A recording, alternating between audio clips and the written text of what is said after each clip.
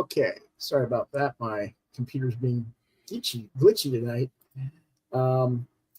Welcome. Once again, to Quoth the Raven, Lewis Bright Raven. I'm your host, Lewis Bright Raven. I just popped the guys off for just a second. We'll be right back in.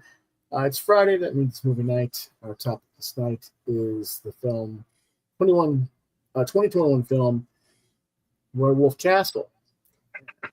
And quite the film. Let's invite our guests, if these guys will let me back in here.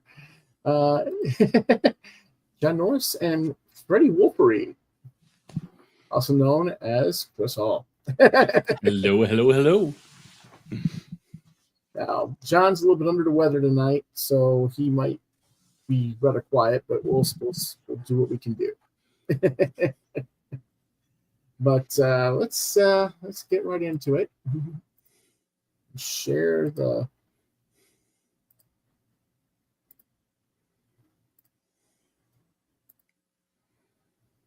Alrighty. Werewolf Castle 2021, written, directed, and produced by Charlie Steed. Executive producers May Montiero and Jeremy Rothwell, starring Peter Lofsgaard, Jay O'Connell, Greg Draven, Tim Cartwright, David Simcock, and Reese Connolly.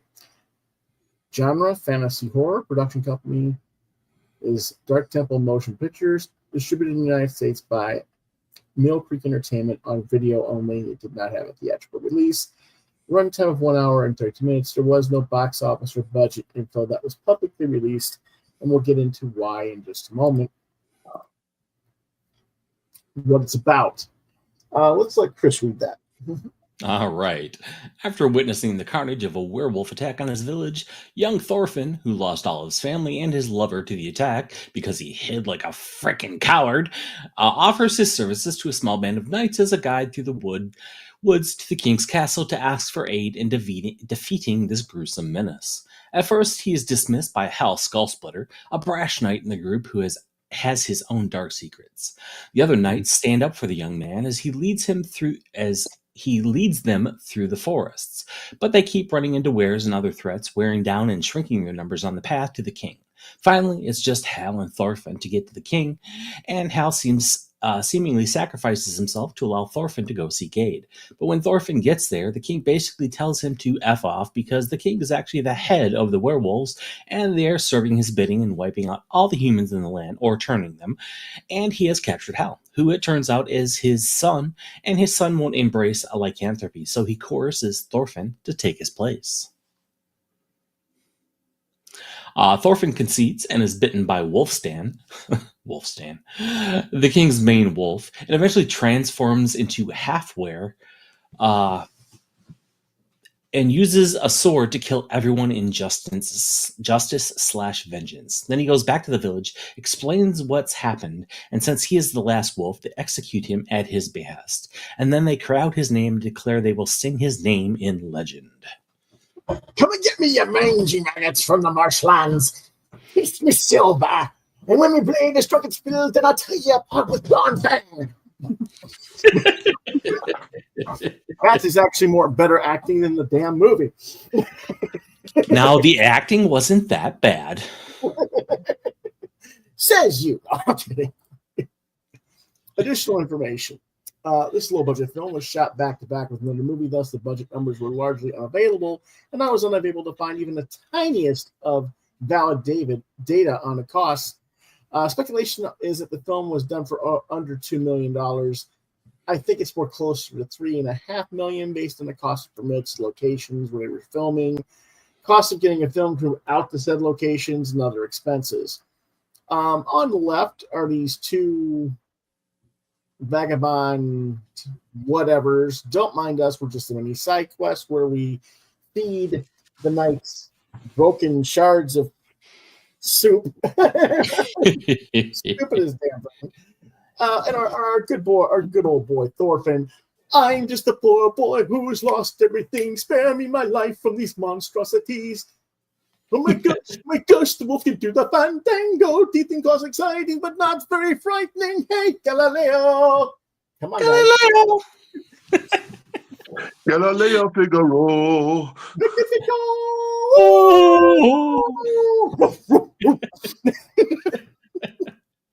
That's what I think about this film. It was a dog. No, I'm kidding. They easily spent $1 million on those werewolf costumes. You think so? Oh yeah, easily. Yeah.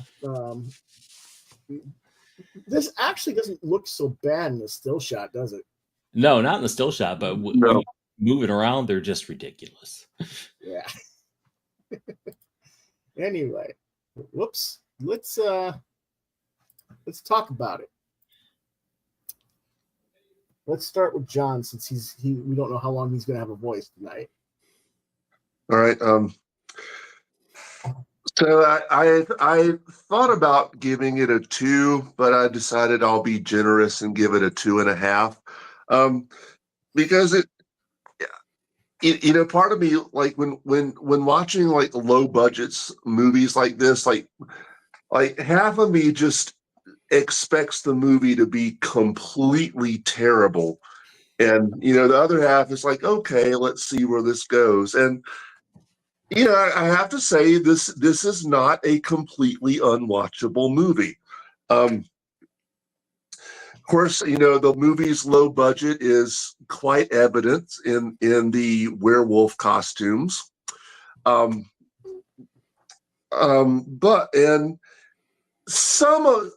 I thought some of the acting was good, but some of the acting felt like just stilted and wooden. Particularly from the two we just saw in that photo, the blacksmith and his wife, the one who serves the soup. He's like, yeah, not the best acting. But what really saves this movie for me are the cinematography. I thought the cinematography was very nice, and I thought it made good use of the locations that they were filming in. And also Peter Lofsgaard's performance as Thorfinn, to me, that's what really elevated this movie. And I think without Lofsgaard, I don't know that I would have found the movie really watchable. But I like, because like his character at least has an arc. Right. He goes from a coward to the ultimate hero. And I like that even at the end where he becomes a wolf, he doesn't completely lose his humanity. Like I thought that was a nice touch. Yeah. So that's my 2 cents. All right. Well, I'll add another penny on top of it. I agree with John for the most part. I thought the knights, I thought their acting was very tinny. That was probably some of the worst acting in the whole film. Skull Splitter is just all grim and yeah, that just if you fall, I shall not save you. Yeah. No, the name, how Skull Splitter. It's like, could you please? I mean, this is like an 8th grader's, or not an 8th grader, an 8-year-old's D&D character name or something. I was gonna say, I was like, my first D&D character. Who can have the most grim backstory? I was raised by a Dark Lord. Oh, you had a Dark Lord to raise you, did you? That must have been nice. And I could have done without the man-ass in the first 5 minutes of the movie. Yes, the sex scene was completely unnecessary. I don't even mind the sex scene. I could have. No, they just didn't need it. I mean, they could have been fooling about to when the werewolf comes in and, he freaks out, and, you don't need any of it. And it would have been the same effect. Right. So I guess they blew their nudity budget on the werewolves. So, Yeah. Oh my gosh. but yeah, Thorfinn's got a good arc. The plot was somewhat predictable, but the acting was good, and like John said, the cinematography was really nice. So yeah, the cinematography is probably the best thing about the film, which was also by the director / producer / writer. Low budget. Yeah, I do it all, man. He definitely wore many hats. The only thing he didn't do was act in the movie. He probably edited the dang thing too. Yes, he did. He also edited. He was also one of the co-editors. But anyway, the only thing he didn't do in this film was act in it and the music direction, composing. He didn't do any of that. Did you do special effects? Yeah, he did some of the special effects too. Okay. Yeah, so it's like, yeesh. But anyway, like when the kid, the little brother, first meets, the wolf character, like, okay, like I see this guy and he's sitting there and you could see the fangs sticking down. And he's like, my name's Wolf, whatever the hell it is. I was like, boy, I wonder if that's a wolf. I bet you he's a werewolf. Yeah. They were none too subtle about that. No, they were not too subtle about that, and they weren't too subtle about the werewolves all around in the woods either. It was like, it's like they took one wolf costume and digitally composited a bunch of half wolves all over the place in the thing. Yeah, so it was like, woof. In their movement, it was basically like the wolf was like doing Thriller, like it's a thriller. Well, like I said, he was doing a tango. But anyway, yeah, the story has potential, but they kind of botched certain things about it. If Hal is the king's son, then he knows that the king, that's why he was banished from the land by the king, because he didn't want to embrace lycanthropy and left. So he already knows all this stuff. So he doesn't need a kid to take him, to lead him back home. He knows where the castle is now to get there. Exactly. So there was that kind of a plot hole. Plot hole there. I hated the scene where the king shoves the sword down Hal's throat. Yeah. That just looks stupid. And then, afterwards, Thorfinn just like. Well, for a split second, I thought maybe Thorfinn was going to transform Hal too, and then they were just going to go kick everybody's ass. Yeah. Well, he was already dead by that point. This was that for a split second, I thought maybe. Yeah. But anyway, I mean, and why would you do that against someone's will anyway? The whole point is the whole point of the transformation is they have to willfully want to become the beast. He didn't want to become the beast, so he wouldn't have transformed even if he tried to bite him and do. The other thing is I didn't like how everything was about vampirism. This is lycanthropy. If you're going to bite someone, the transfer, it doesn't matter where you bite them. In lycanthropy. I could have done with all the licking too, Yeah, it was like, it was that was a little, that's a little bizarre, like, it's like, yes, I know you're a dog, but come on.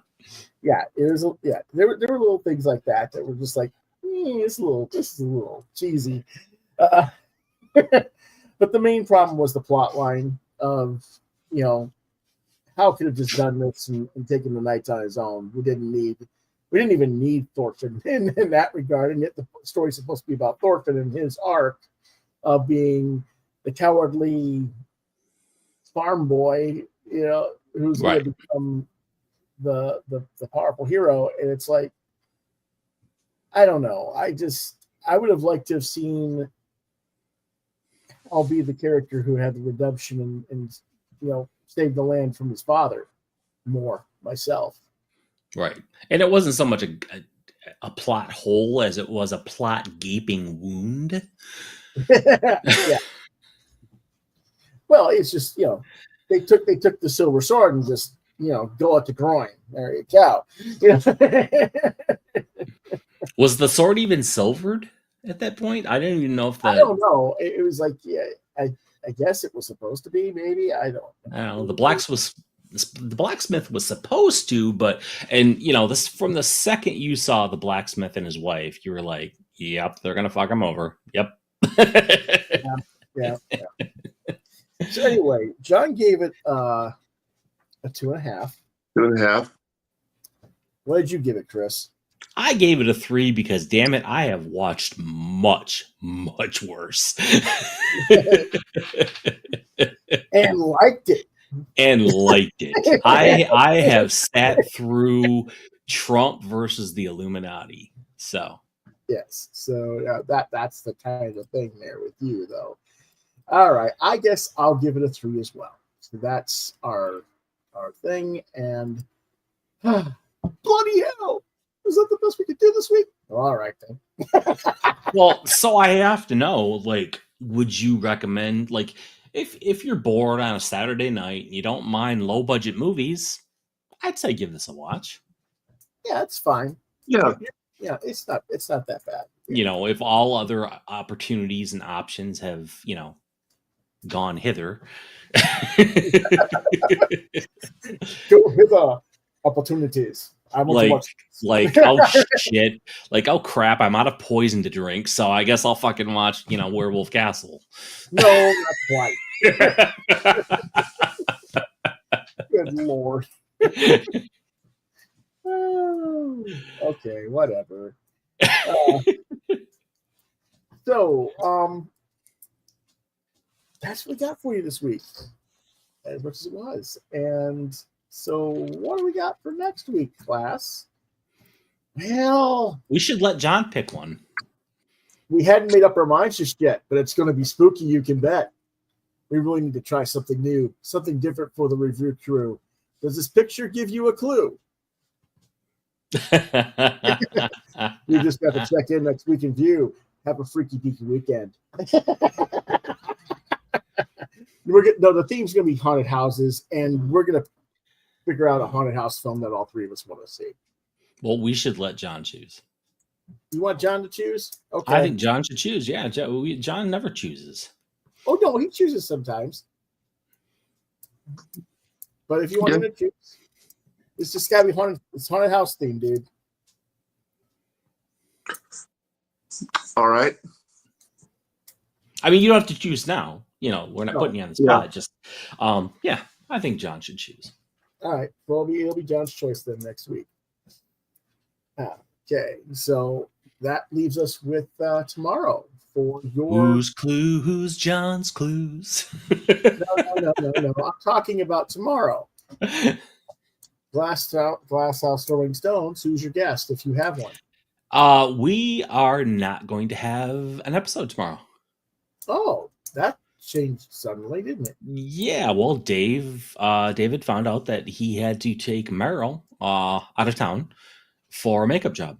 So, one of her makeup jobs. So, yeah. Okay. We're not having an episode tomorrow. Well, if that's the case,